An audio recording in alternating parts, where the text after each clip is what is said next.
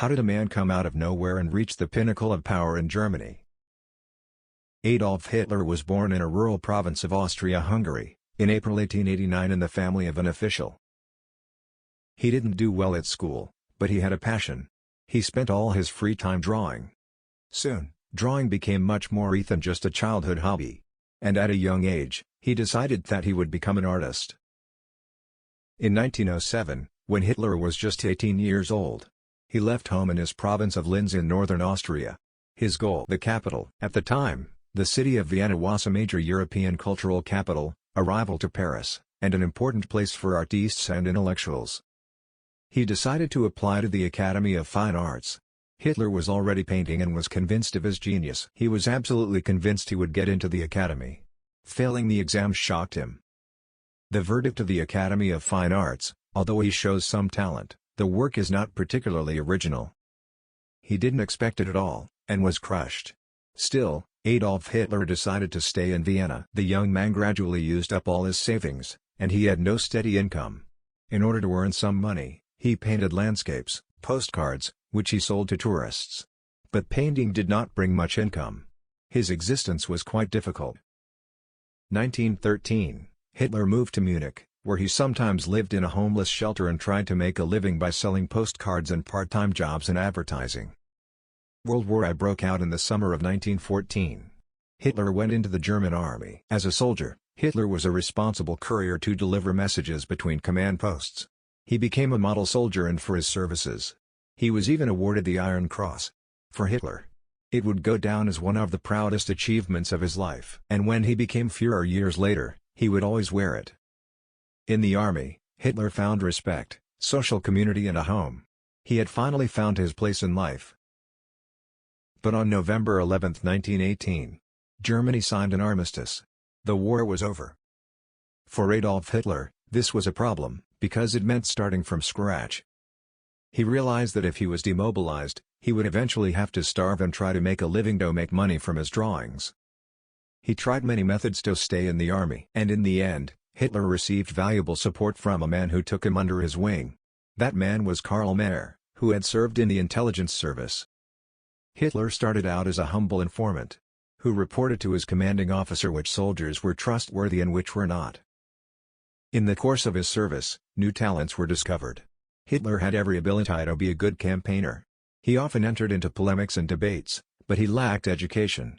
So Mayr sent him to the university in Munich to take lessons. It was here that Hitler learned how to structure his thought processes. He took lessons in history and politics. Some of the lessons in economics were based on radical anti-Semitism. Financial capitalism was supposedly created by Jews in order to divide the productive force of different countries. His life would change during a secret mission September 12, 1919, in Munich. Hitler was assigned to spy on a meeting held in the Sternecker Bräu beer hall. It was the German Labour Party. It had about 50 members. Adolf Hitler's mission required him to observe in secret. But he entered into a discussion in one of the questions. Hitler was so passionate and showed such conviction that the entire audience was captivated. He was convinced once again that he had a talent for oratory, that he hadn't really realized. That evening was a turning point in Adolf Hitler's life. From that evening his political career began. Adolf Hitler had found his way. He realized that he was created to be a politician and joined the party. He enjoyed public speaking, he was gaining experience. And within a year, already thousands of people were coming to hear Adolf Hitler. He quickly took a leading position in the party. One of the earliest members of the Labour Party, Hoffmann, offered to become his official photographer and Hitler accepted. He realized how valuable spectacle was to politics and worked tirelessly at it. He worked on his gestures and his postures in front of the camera to better attract attention, to better persuade his audience.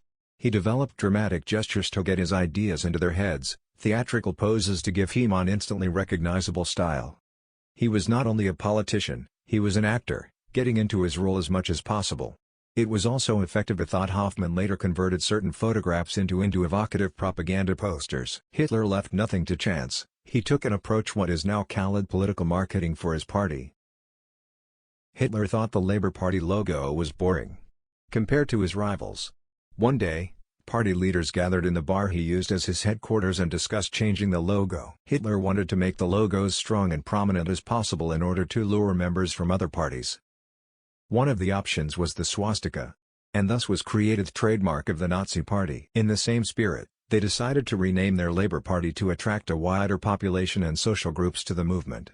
The German Labour Party became the National Socialist Party. It became known as the Nazi Party. It created its own personal militia, hardliners who drew attention to their actions on the political stage. It was also a real paramilitary force with discipline and subordination that left a strong impression. Although he was only the head of a small party, in marches and events he seemed to be the leading politician and often made headlines in German newspapers. Violence became a signature. He used every possible pretext. The more spectacular the violence, the more the press wrote about the Nazis. Not a week went by without news of the Nazis, and Hitler's ultranationalist stance became widespread. By 1923, his membership had increased tenfold. Hitler felt stronger than ever. The public mood helped Hitler. At this time, the Weimar Republic was obliged to pay the crippling reparations of the Treaty of Versailles at the end of World War I. Hitler benefited from Germany's dire economic problems. Monstrous inflation was ravaging even the middle class and wealthy Germans. Prices rose every hour and in some periods doubled in one day. This is a 5 billion mark bill. It seemed to Hitler that the tension in society was reaching a peak and a fire was about to break out from any spark. There was no time to lose and, taking his cue from Mussolini in Italy, to organize a putsch and march on the capital Berlin.